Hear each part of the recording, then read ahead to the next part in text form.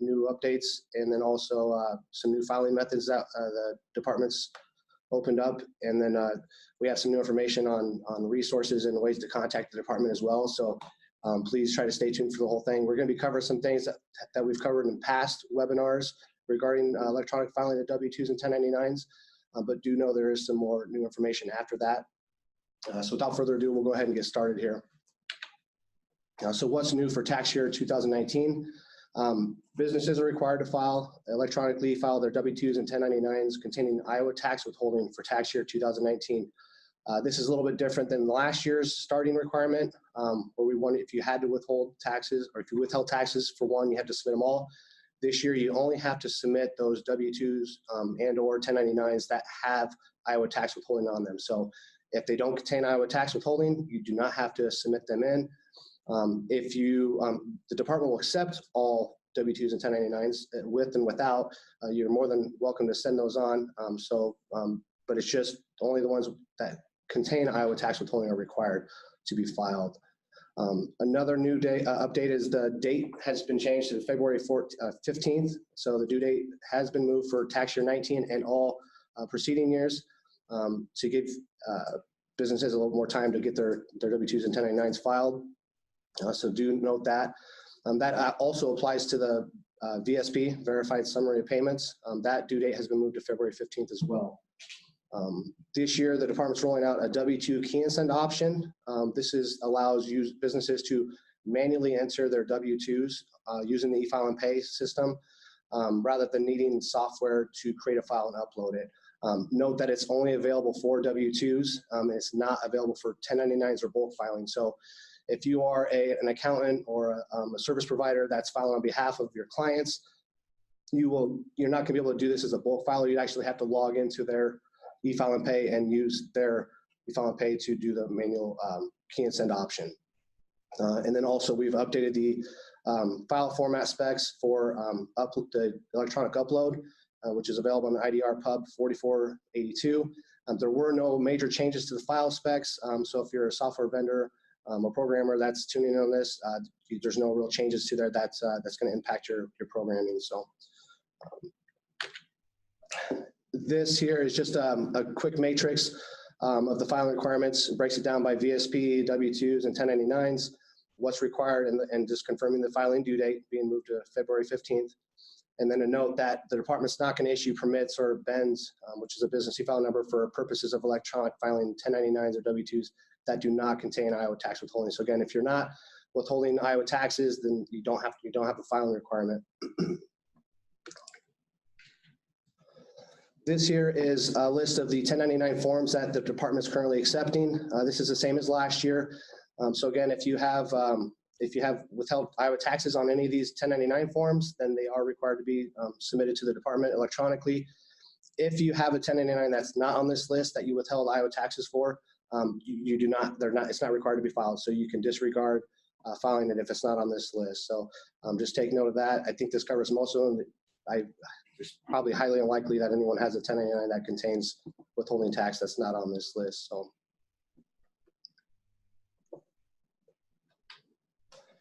Iowa does not accept paper W-2 wage statements or 1099 returns. We also don't accept CD-ROMs, flash drives, or PDF files created at the Social Security Administration website.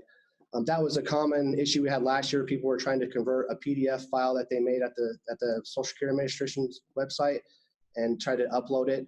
That's not going to work. We have different file requirements than what the Social Security Administration does. So you do need to use a software that supports Iowa electronic filing of W-2s or 1099s. And we also don't accept spreadsheets like XLS or any other software product that's not compatible for Iowa.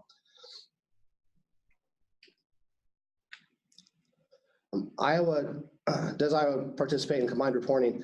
The Social Security Administration doesn't have a combined reporting for W-2 wage statements, so that's not an option there. And then now the IRS does have what they call like the FIRE program, which is combined reporting for federal and state, but Iowa doesn't participate in that. Reason being is Iowa requires specific state information that the IRS doesn't. So that's participating in that would not get us the data and information we need. So How should you prepare your file?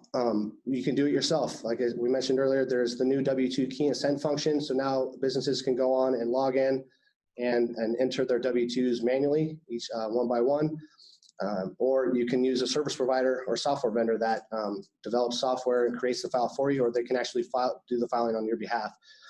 Again, we have 30 vendors that are registered this year that are approved, have done testing, so we know that their software is compatible with Iowa and works properly. Those can be found on the department's website, and down here is a link to that vendor list. This year, we've actually switched up the list a little bit. We've broke it down by W-2 and 1099, so depending on what type of form you're trying to file or need to file, you can select it based off of W-2 or 1099, and it'll list all the vendors that support that form. So make it a little bit easier for those trying to find like a 1099 developer. Now we're going to get into how to submit wage statements and information returns. The first you got to do is you got to go visit the website, the department's website, and click on the eFile and Pay link in the upper right-hand corner, as you'll see here. You can also go directly to eFile and Pay if you have the link saved. Either way works. You're going to be prompted to enter your business eFile number, also referred to as the BEN number, in the field there, and you'll click Continue. Pretty straightforward. Once you've entered your BEN, you'll get a pop-up message just asking you to verify if your BEN number matches the legal name shown. For accuracy, make sure you're logging in the right one. Just a note that if you are a service provider, that you need to enter your BEN, not the BEN of your client, when you're logging in. And then just make sure you're verifying your username matches everything and matches the BEN number and legal name. And here's just a quick screen of what it'll look like when you get to that, to the user ID and password screen. You'll see the top there, you have the business eFile number, the legal name of the company, and then you'll enter your user ID and password.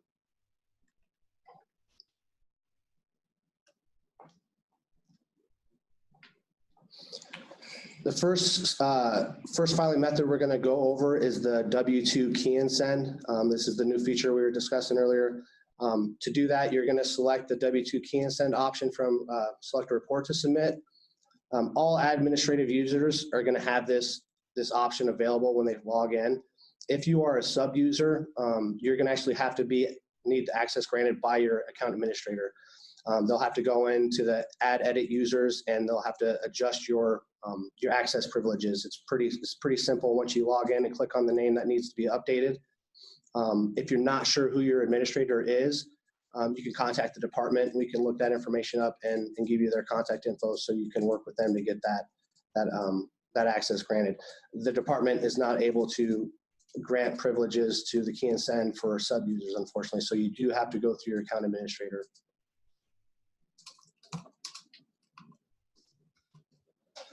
After you click on the W-2 key and send link, it's going to take you to a select a permit screen. From here, it's a drop-down menu. It'll list all the permit numbers associated with that BEN. You'll just have to select the appropriate permit number.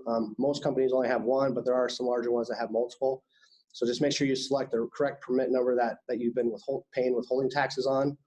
Again, if you're a single business with one permit, it'll be simple. It'll be right there for you. And then click Continue.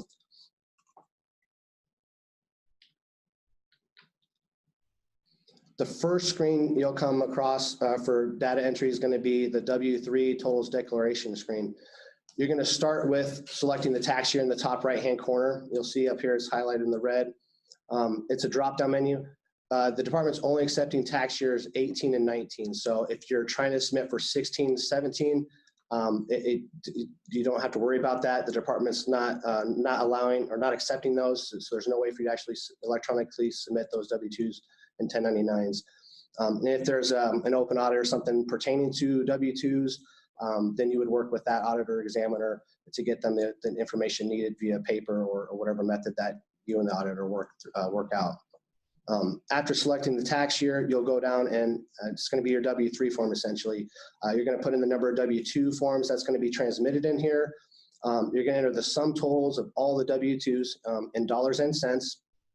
And then you'll click Continue once you've completed all the fields. Note that we're not collecting all the information off the W-2, so not every box is going to be on here. So make sure you read each line carefully, and so you're inputting the correct information. And then another note is that there is a maximum allowed of W-2s to be submitted per report, which is 50. So if you have 55 employees that you want to send a W-2 through the Key and Send app, you'll have to do 50 first, and then you'll have to come back and submit a second report with the additional 5. And it'll be considered a whole separate report, but it's not going to erase your first submission. We have algorithms and programming in place to ensure that we don't drop off or duplicate W-2s, and we check for that stuff. So you can submit 3 different reports with 10 employees on it, and as long as they're all different and they're not, you're not using the same, there's no duplicate social security numbers on there, it's not going to erase anything. Now, if you do submit a corrected W-2, it'll overwrite the previous W-2 you sent, again, based off social security number. But once you're done there, you can click continue. And one other quick note on line W-2, box 15, the state employer state ID number, that is the withholding permit number. That'll actually pre-populate, so you won't have to key that in. It'll be there on every screen.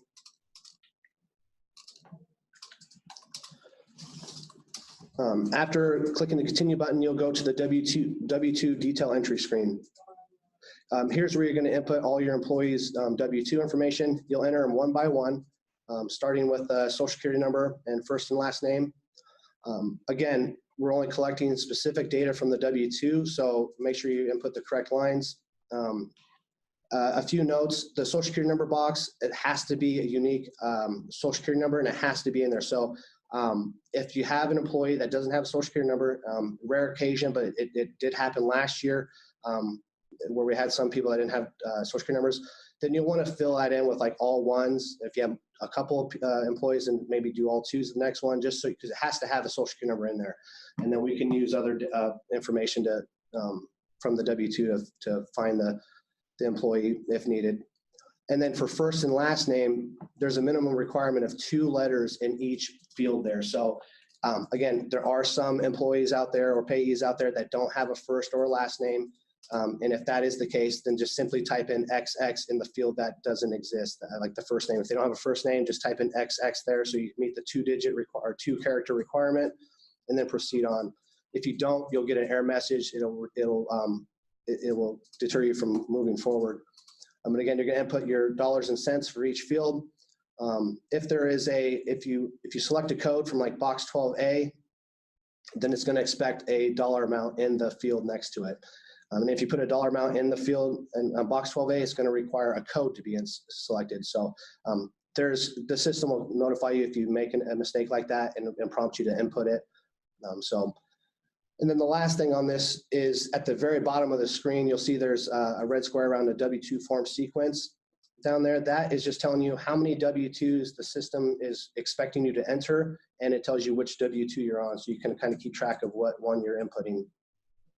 Once you've input all the information for the employee, you'll click the continue button and move on to the next W-2 entry. After you've entered, you'll do that for each employee that you need to submit for. And once you've entered all of them, you'll go to the W-3 verification screen. This is going to total up all the W-2s that the user entered. So you'll be able to compare this against your W-3 that you originally entered. It should match up. If it doesn't, if there's a discrepancy in the sum totals, it's going to give you an error message. Right on the right here, you'll see that in the screenshot, there is an error message at the top saying the sum of W-2 box 12A detail amounts you entered must equal the corresponding totals from the W-3. So you'll get the error message up there if there's anything that needs to be corrected. If there are errors, you'll need to use the back button to go and correct them, whether it's on the W-3 or if maybe there's a typo on the W-2 that you entered, you'll have to go through, fix that, and then come back here to this screen. So use the back button, and you can use the save and finish later button as well. If you have to leave for whatever reason, it'll save your progress. And so when you come back in, you'll have all the information still there. After you've corrected your errors, or if there were no errors listed, your screen will look like this. It's clean. There's no red bold font at the top advising of an error needing fixed. You'll go through, just double check information, make sure everything looks right, and then you will click I agree and submit at the bottom.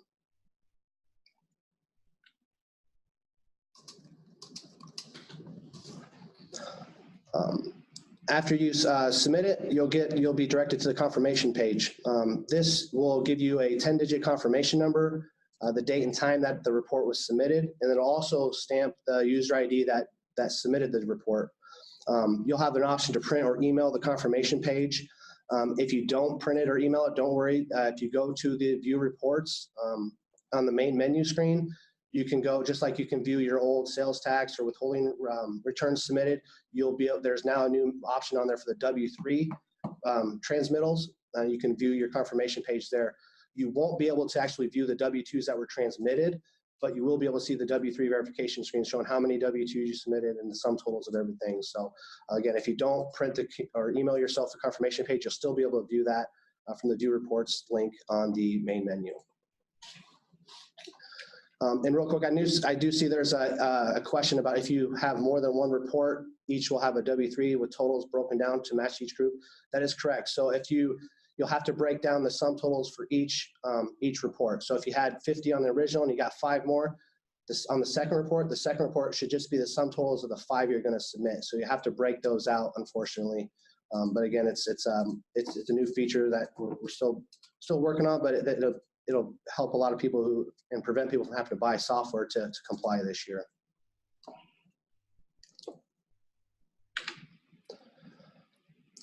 So that was it for the W-2 key and send option. Pretty straightforward, just data entry and then submit.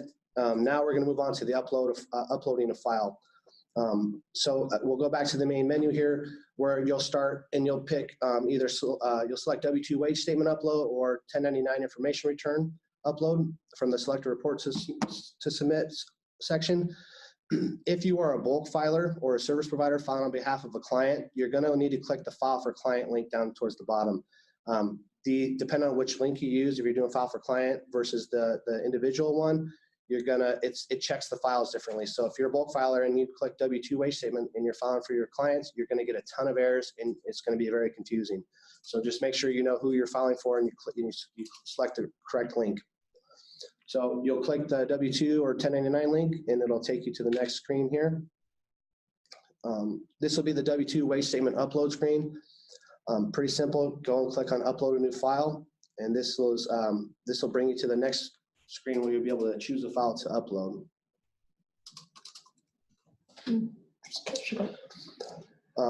You'll get directed to the upload file select. Again, you'll click choose file button there, and this is where you'll be prompted to find your file within your computer to upload.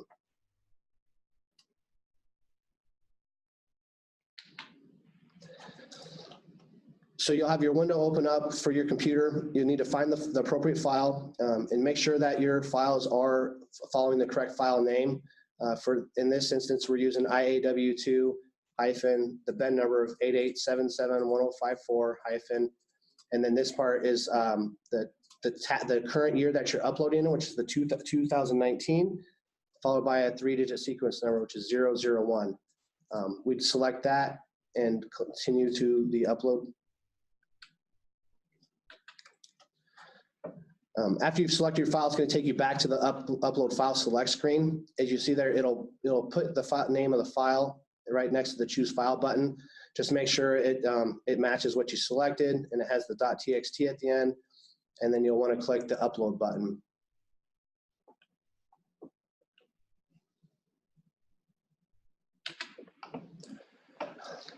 After clicking the upload button, it's going to direct you back to the statement upload screen. You need to click on the refresh button to obtain a results file. Now, depending on the file size, you may have to click the refresh button several times. Maybe not larger files. I know I've seen people have to push them up to 10, 15 times. It's not a static page. It's a static page, not dynamic, so it doesn't continually refresh. So just keep that in mind. You may have to push it multiple times. You'll know your file. You'll know your file is processed when the details column says file processed with no errors or with errors, and then you'll also obtain a results, a download result in the results column to the right of that there, as you can see in the highlight, the red squared space there. So again, once it refreshes, you'll get the details box will confirm if it was processed with or without errors, and then you can click on the download results link to confirm file acceptance. You have to click the download results link to confirm if your file was received or rejected. That's the only way to really officially confirm. The results file is going to give you a confirmation number if it was accepted, so you'll have that for your own records. And again, these submissions on here, these will fall off after 10 business days. So if you don't save that or write it down, you're going to lose the information. And then also, if you have files that are rejected, those will fall off in 10 days too. So don't worry if you submit 10 of them because you're fixing errors and they can't go through. Those will eventually fall off. Is only files that are accepted get transmitted to the department. So don't worry about sending multiple files and having them be rejected.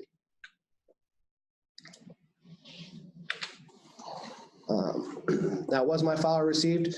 Well, for each W-2 or 1099 file that Iowa receives, we also issue a corresponding results file. It's going to confirm if the upload was accepted or rejected.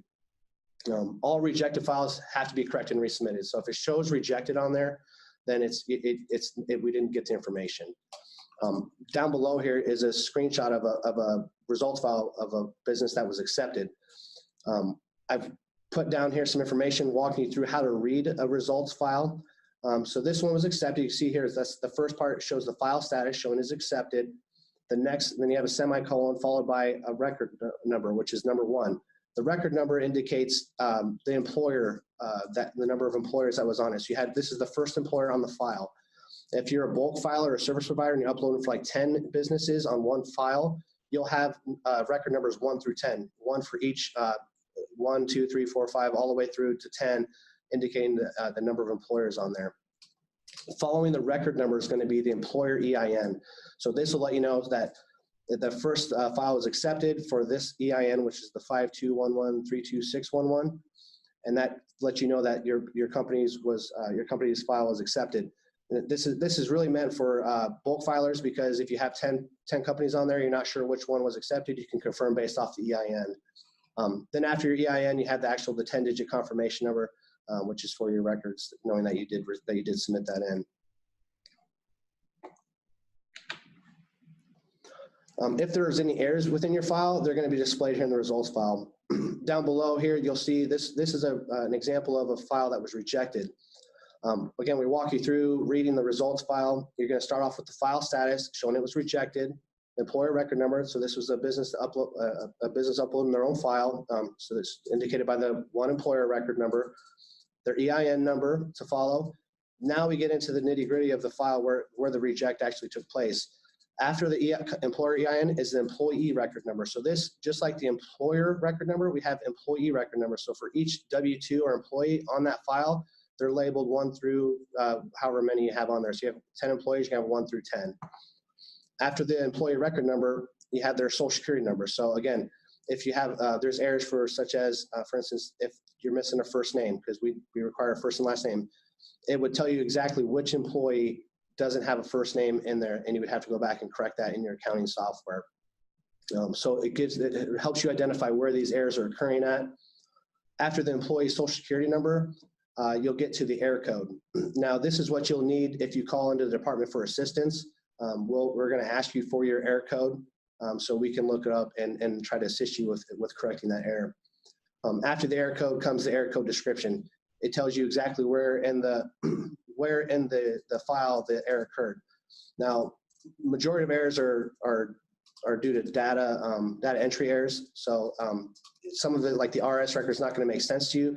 But if you read the whole error message, error code description, it's gonna specify where exactly it is. So it'll tell you if like the withholding permit number doesn't match. So then you know your withholding permit number, it needs to be corrected or might be miskeyed.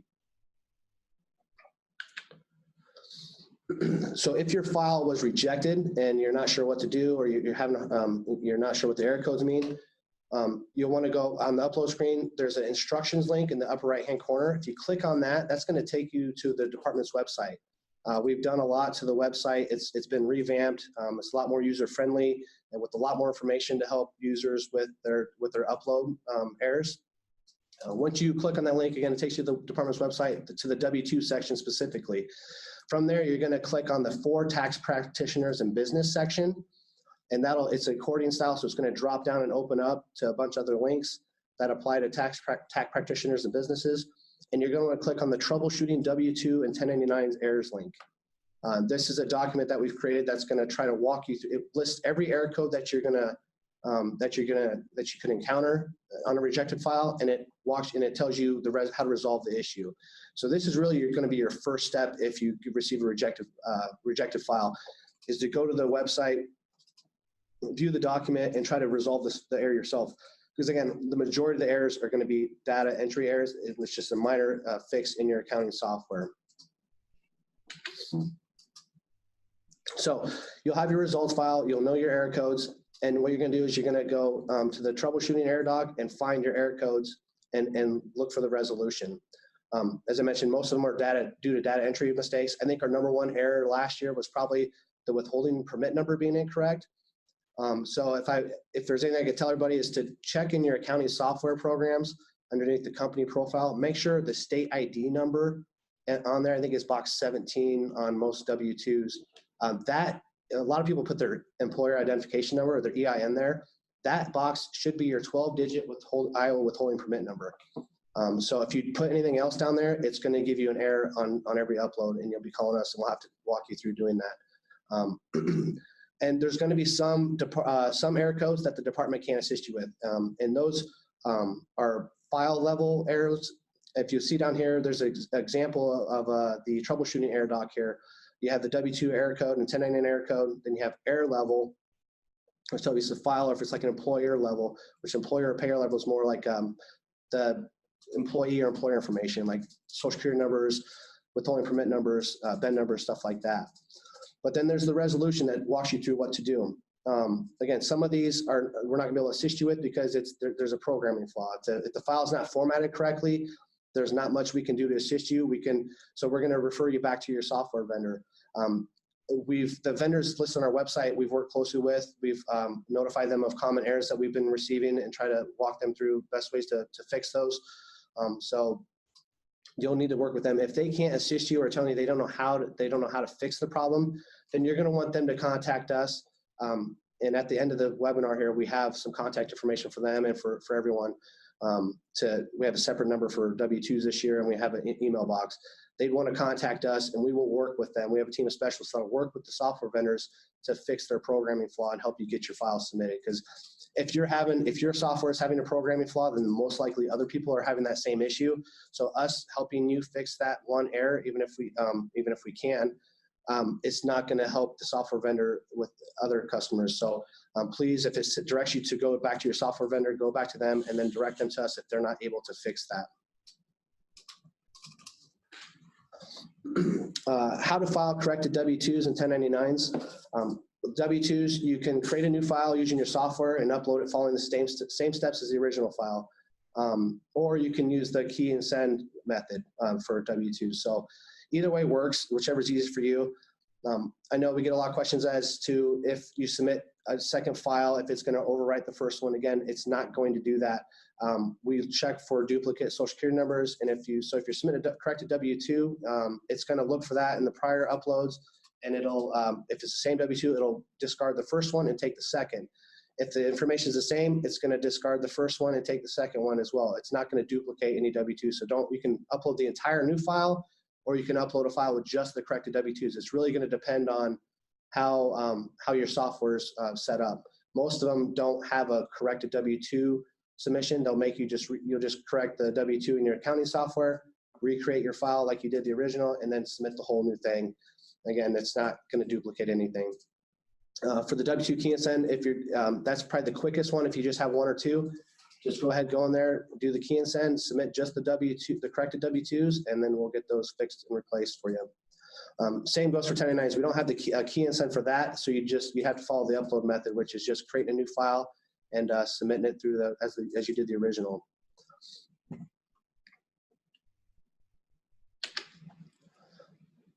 Do I need authorization to upload my file? In layman's terms, yes, you do. Business employers must be registered with the department by completing a business tax permit registration app. If you're withholding Iowa taxes, you should have already done this, so it doesn't require any new information from you. If you're withholding tax without a withholding permit application, we highly encourage you to apply because you need that permit to actually be doing that, to be withholding taxes. And then you'll be assigned a business eFile number, which will allow you to access eFile and Pay to file your W-2s and 1099s. For bulk filers and payroll service providers, if you want, you must be registered as a bulk filer with the department, and you can do that by completing an application for bulk filing. I encourage anyone that is interested in becoming a bulk filer to do that now or as soon as possible, because it can take up to a couple months to get that processed, especially if you wait till filing season when the department gets really busy. It's going to even further delay things. So if you're interested or looking to bulk file this filing season, please get that submitted in as soon as possible. And again, you'll be signed a business eFile number to access eFile and Pay and file on behalf of clients. If you already have a BEN and are already set up and you want to become a bulk filer, you'll still need to fill out the bulk file application, but you won't be assigned a new BEN. You'll just simply be activated as a bulk filer, enabling you that option when you log in from the main menu to file on behalf of clients. Testing is discretionary. You can submit test files by clicking the demo mode button on the top of the main menu when you log into eFile and Pay. Really, testing is not necessary if you're just a business or a bulk filer trying to file on behalf of your clients. It's more meant for vendors and stuff like that. If you've got your file created, just go ahead and submit it. You're going to get the same rejections and all that. It's just going to complicate things. It might confuse you. You might think you submit it in live environment, but you set it in demo.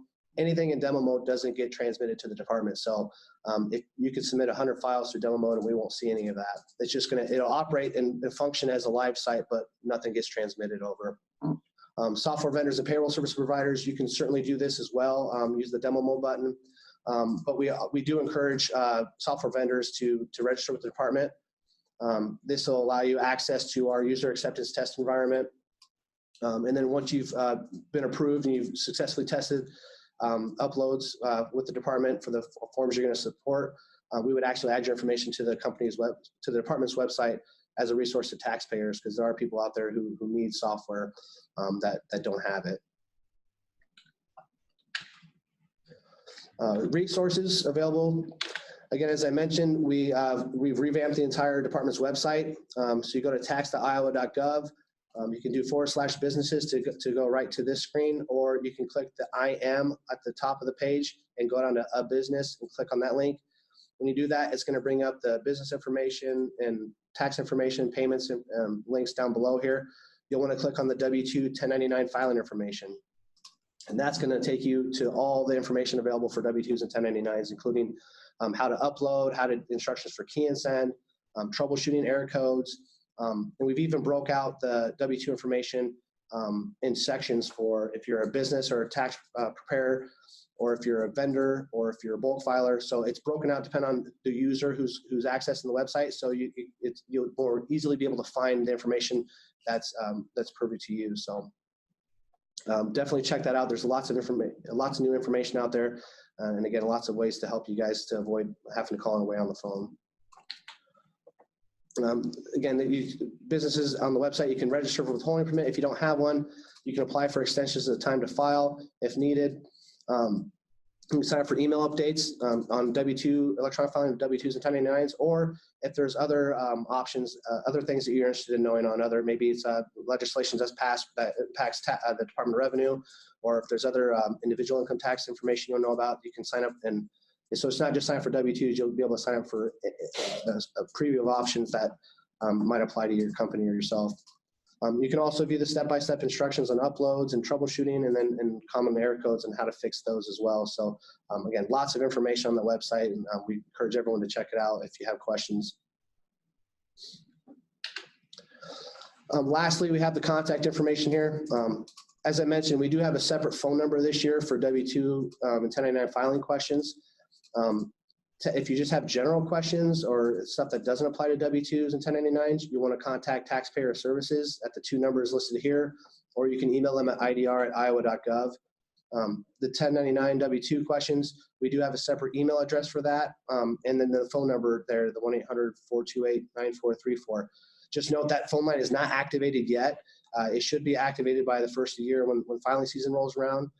So in the meantime, if you do have W-2 questions, you can either email the developer, the IDR 1099 W-2 developer at iowa.gov, or just call the regular Taxpayer Services line. But again, come filing season, that phone number will be activated. So please direct all your W-2 and 1099 questions to that phone line.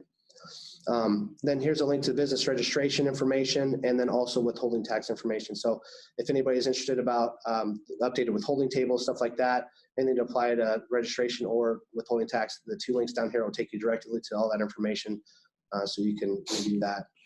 And again, if you have questions, please email or call us and we'd be glad to help out.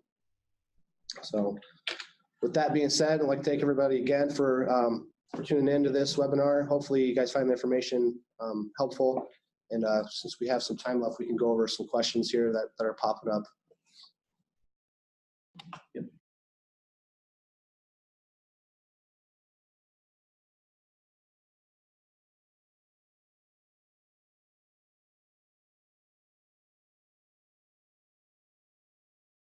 Just a quick note, this is for information purposes only. If you're involved in an audit or anything of that nature with the department, you need to work with your auditor or examiner on those issues. It's not something I can assist you with. Well, sorry. Yeah, so we're open now to answer some questions. As we've been going through, Adam and Lloyd, who both work for the department, have been trying to answer some of your questions by text. Those are just general informational answers, if not an official response from the department. So we'll do our best now to answer your questions, try to work through some of them live. Adam and Lloyd will continue to type answers to them. In your own window, if you look at the Q&A box now, you can see some of the questions that other attendees have asked and how they've been answered. So any links that Adam and Lloyd have posted to answer your question, they'll also try and post it back into the chat box. So you can just take that hyperlink right out of there. So I'll turn it over to you guys. However, Lloyd and Chet, how you want to handle some of these? I'll just start going through some of them up here. Do we have a live date for Keynson? Keynson is up and running now. So anybody wants to file for 18 or 19 can go ahead and do so. Again, if you're the administrator, when you log into eFile and Pay, you should see that option right there on the main menu when you log in. If you log in and you don't see it there, then you're probably most likely a sub-user or you don't have a withholding permit. But I'm assuming you guys are all withholding agents or have withholding permits. So my guess is you probably are a sub-user, need to contact your administrator to get access to that function. Someone wanted to know if you could repeat the correct file names path slide. Oh yeah, the file names. Yep, so while he's going back for his, is it moving? Yeah, it's moving here. Okay. There it goes. So while he's going back to, remember this is recorded, so this webinar is recorded, so that first section of Chet presenting will be available to watch at a later date, and I will post the link to the slides in the chat box for you to download. So the correct file name for upload is going to be, if it's a W-2 file, it's going to be IA-W2 hyphen your BEN number. And again, the BEN number, if you're a bulk filer, it'll be your BEN number since you're uploading on behalf of your client. If you're a business uploading your own file, it'll be your business's BEN number. So again, that's like I said, the bulk filers are treated a little bit differently. So that's why you gotta make sure you click on the right link if you're a bulk filer. But again, it'll be your BEN number there in the middle, another hyphen, and then there's the last few digits are the current year. So if you're uploading right now in 2019, it'd be 2019. But when filing season starts, if you're uploading a file in January, it's going to be 2020, 2020. And then you'll have a 3-digit suffix at the end. It can be any combination of 3 numbers at the end, 999, 001. It just needs to be unique for each upload. And then you'll have the .txt. One note there with the txt at the end, depending on your operating system, like I think Windows 10 and newer, a lot of they don't show the .txt at the end of your file names. So that's why it's really important that if you don't see it on there when you're selecting your file, that when you get back to the choose file screen after you selected it, you'll see it will show the .txt on this screen here. So if it's not showing on your choose file screen when you're selecting it from your computer, you don't see the .txt and you're worried, select it and get to this page and see if you see the .txt. Because if you, again, like with the Windows 10, if you add .txt at the end of it and you upload it, you'll have two .txt and then another .txt there, and you'll get your file will be rejected for file name. Let's see what are some other questions here. All the 1099 vendors that are on the department's website had tested last year, and if they and we didn't require new testing this year because again the file specs didn't change. So if they tested last year and their software was operational, then it'll work this year as well because again there was no changes to the file specs. And then furthermore, with when we do come across errors, again with the vendors that are on our approved list, if we come across errors with their software, we actually reach out back to them and notify them of programming glitches and stuff that we may have came across, so they can address that. I'm not sure if the IRS holds webinars like this. The IRS still, I know I saw a question earlier, the IRS still requires 1099s and W-2s to be submitted by January 31st. So I know it doesn't, you still have to file it with them, but at least you have some time to file with Iowa, so you're not rushed to get those done because we do have a little bit different filing requirements and specs on ours. The tax permit registration is the form is the same. However, you need to select which permit you're applying for. So again, if you're withholding taxes, you should already have a withholding tax permit. And if you're not sure, you can always call the department to verify if you have one and if it's active, and they can confirm that number for you. And just remember, it is a 12-digit number. Your withholding permit number is 12 digits long. So in your accounting software, in your company profile, the state ID number should be your 12-digit Iowa withholding permit number. That'll save you a lot of problems if you're doing the upload method this year. Another thing is, if you do not have to use a software that is on a software vendor from our approved list. This is just a resource to taxpayers who don't have software. Again, because this was when this came out new a couple years ago, there weren't a lot of software developers that were supporting Iowa, so we wanted to give some tools to taxpayers who needed the software to do it. So if you have a vendor that's not on the list, but they say they support Iowa, you can use them. It's no problem at all. And if you send us an email, I'd be glad to try to get them added onto the list and work with them as well. So.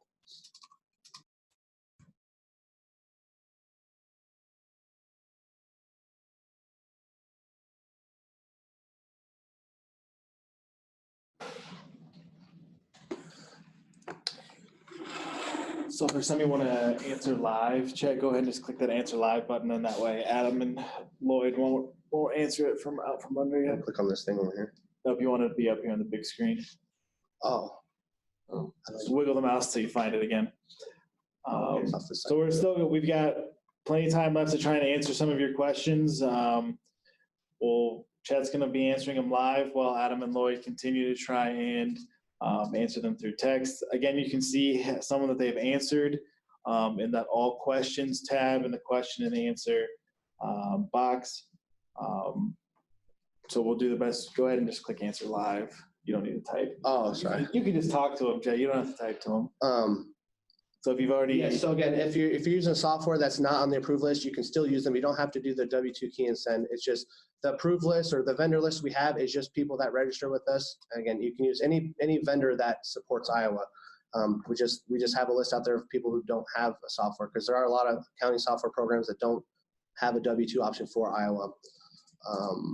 The box number mentioned for the Iowa withholding permit number is I don't have it in front of me now, but it's down at the bottom. It's next to the state wages box. It is the state ID number. Again, it should be in your accounting, on your company profile of your accounting software is where you want to put it at. It'll say the state ID number. If it's some of the 1099s will be payee state ID, state number. Has the department set penalties for non-filers? At this time, the department's focusing on compliance, not looking to penalize people. Again, that they can't confirm that that's going to always be the case, but we're just looking for compliance right now is what we're trying to do. Try to get everybody on board, get them used to filing, and that's why we're hoping with the W-2 key and send, that's going to be more of an option. So go ahead and hit done when you're done answering it live. So up a little bit higher. got it. Sorry. Yeah, and then just hit done. Sorry, folks. Trying to learn how to use this here.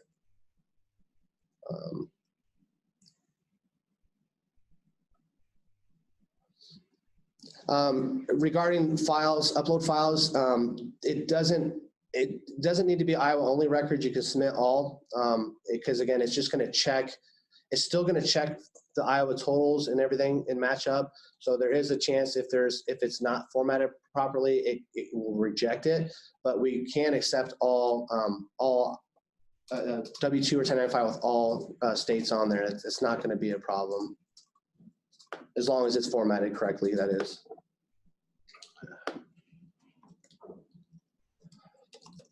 If you didn't file last year, should you file for 18 now? I would recommend doing so. But if you don't get around to it or you don't want to buy software for it, we're not looking to penalize you for that. Do you know what the limit is on the amount of fields in key and send? So for like state withholding, how many limits are? Yeah, I think the limit's 15 digits. I think it's the maximum characters. I think it's like $100 billion. So we made the data entry fields large enough to where even the largest of companies probably shouldn't ever have that issue with filling. If you do, submit as many as you can, and then I'd say leave out the dollars and the cents at the end, or it's going to automatically put cents in there. Just type in as what you can, and then we'll have to address that later on. It's not going to be a huge issue. I don't think anyone's going to have that issue with having too large of a number that doesn't fit. So Chrissy was asking about the amount of fields if you're filing with box 12. So if you have some kind of employer-sponsored plan or something, and the other field do you know if there's a limit? She was concerned that they would have more than 4 different types that they were claiming. So for key and send specifically, do you know that there's a limit? No, there's just the 4 boxes for box 12. And then there should be one for every code on there. Okay. Okay, last year I ran into a company name not matching what the IDR had on file for the BEN number.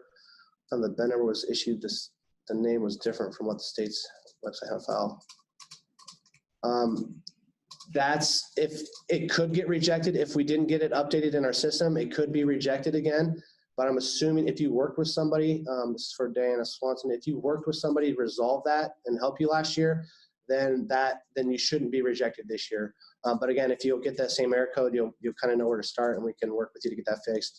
And again, if you have that issue again, email the inbox, the IDR W-2 inbox, and I'll make sure we get that updated in the system so you don't have that going forward. We'll be posting these answers. Are you sending these out to anybody? Okay. Yeah, we can try to go through these and answer and see if we can mail them out to everybody on there.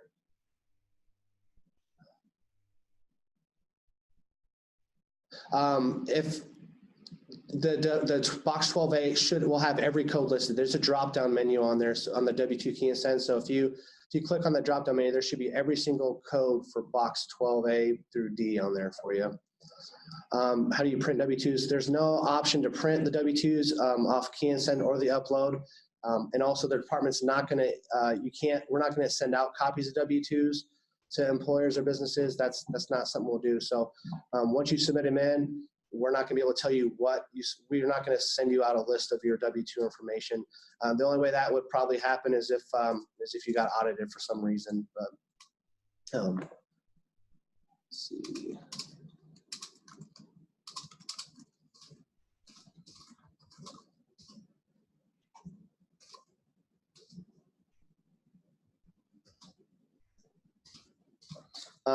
QuickBooks Desktop, I know Intuit does have multiple software programs that are approved. Now Desktop, Desktop is just an accounting software. Now I know they do have a W-2 option that I believe costs extra. So you would need to check with QuickBooks, but QuickBooks, which is owned by Intuit, is an approved vendor for us, and they do have multiple software programs that support Iowa. If we only submit 2 other businesses besides our own, do we use the key and send option? You can, it's totally up to you. You don't have to use key and send. If you have the W-2 software program, it's really going to be up to you and how much time you want to do entering the W-2s into the key and send option, because obviously it's time consuming doing data entry for each one. If you have 5 or 10, it probably makes sense. W-2 key and send is quick and easy, but if you have 50 or 100, it's a lot of data enter. So you might want to use the upload method if you have the software to do it and don't need to buy something.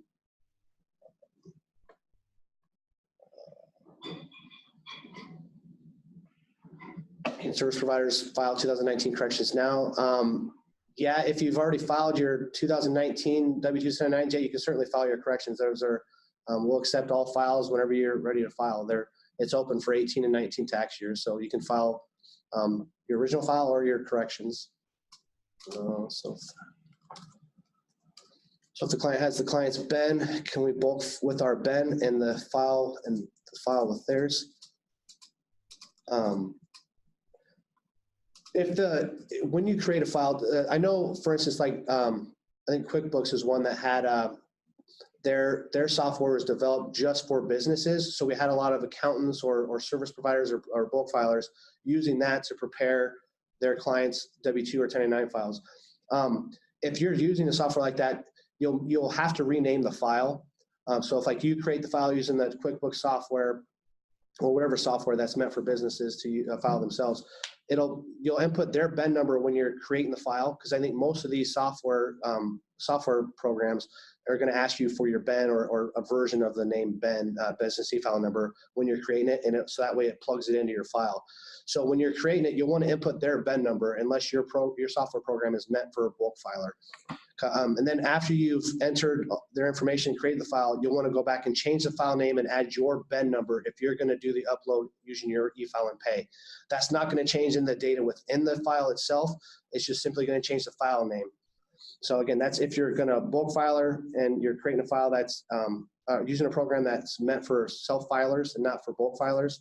You'll need to use their BEN when creating the file, but then change the file name to have your BEN for the upload. When you upload W-2s, I assume automatically creates a W-3. Yes, when the W-2 upload method, there is a, in that file, there is a W-3 record in it. So you don't actually create it. It's the software program creates that W-3 and it's part of the W-2 file. Would a corrected W-2 need to have a W-3 filed with it?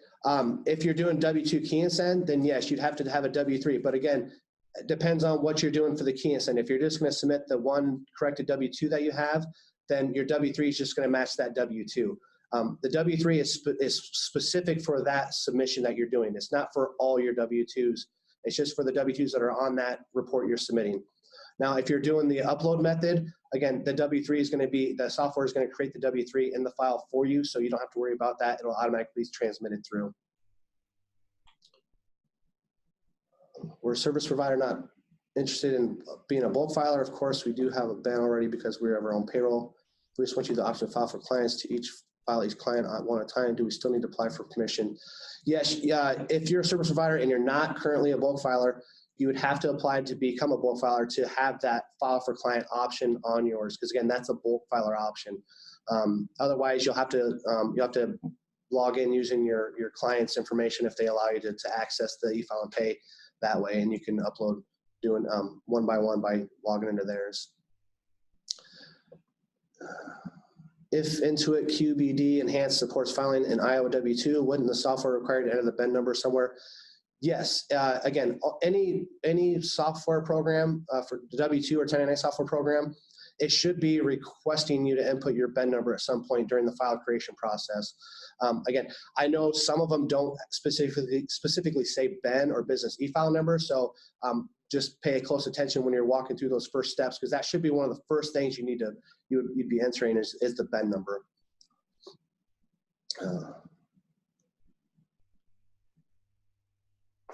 What that means.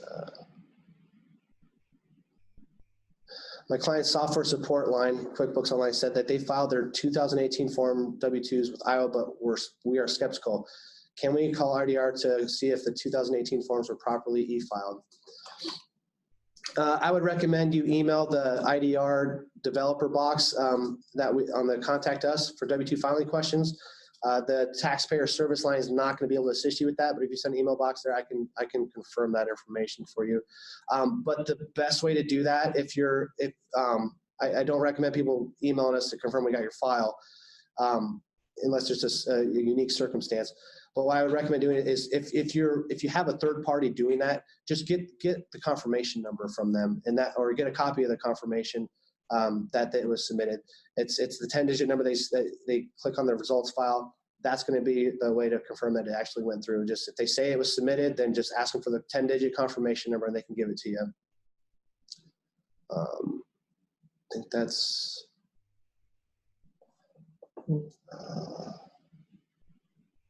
So how we know filing? I'm sorry. Yeah. You just kind of answered that one. Yeah, the one I just took out. So how we know from the file name what business it is for? Again, it's going to be the BEN number is going to be in there. So if you're a bulk filer and you're asking that, how do you know what business the file is for? You can open up the file. The file it's going to be it's going to be a notepad. And it's going to have a bunch of number and information on there, but there will be the company name and contact number on the first few lines. So that's a way you can confirm. Otherwise, I mean, your W-2 software should have been asking you that, or should have picked from your accounting system. Some of them ask you to pick a file, or some of them actually create a spreadsheet and that it creates the file from. So that's information you should be verifying when you're going through the file creation process.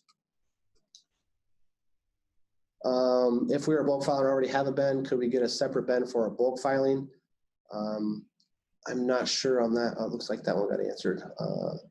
Sorry, I just answered it. Oh, you did. Just want to clarify, if you do not have Iowa withholding on any W-2s or 1099s, then there's not a requirement to file. Again, if you're not withholding Iowa taxes, you're not required to file W-2s or 1099s. And if you are withholding Iowa taxes, then only the forms that have the Iowa tax withheld are required to be filed, not all of them. So if you have 50 employees and you only withheld taxes on 10 of them, then we only need the 10 that have Iowa tax withholding. The rest of them are not being required to file. You can send them, but they're not required. So, and that would be time consuming. Yeah, if you're a bulk filer and you're not sure, I mean, yeah, I'm not sure how to help you with that find out which company was on each one. I apologize. Because again, now when we work with these software vendors, we don't actually go and get to use their software. So when you call into the department and you're getting help, we're working blind. We don't really, we've learned through the past few years of how some of them work, but we don't actually know how that, we don't see the screens and all that you go through with the file creation process. So. Is that it? Yeah, that's all the questions. All right. Awesome. Well, we're right at 1 o'clock, so I think we'll go ahead and wrap it there. Thank you, everyone, that has stuck with us through this Q&A portion. We appreciate you being here. We do have one more webinar on Iowa SourceLink with the Department of Revenue yet this year. That is on December 11th, and that is going to be on government and nonprofit sales tax issues, and that'll be our friend Terry O'Neill coming back up to talk us through that. This webinar was recorded. You will get a follow-up email from attending that will include a link to the recorded webinar, as well as some semblance of the Q&A document as we take a little bit of time to go through that and kind of clean up some of those answers. On behalf of the University of Northern Iowa, Iowa SourceLink, and the Iowa Department of Revenue, thank you very much for joining us today, and we will see you in the next one. Just want to toss me the mouse there, Chet.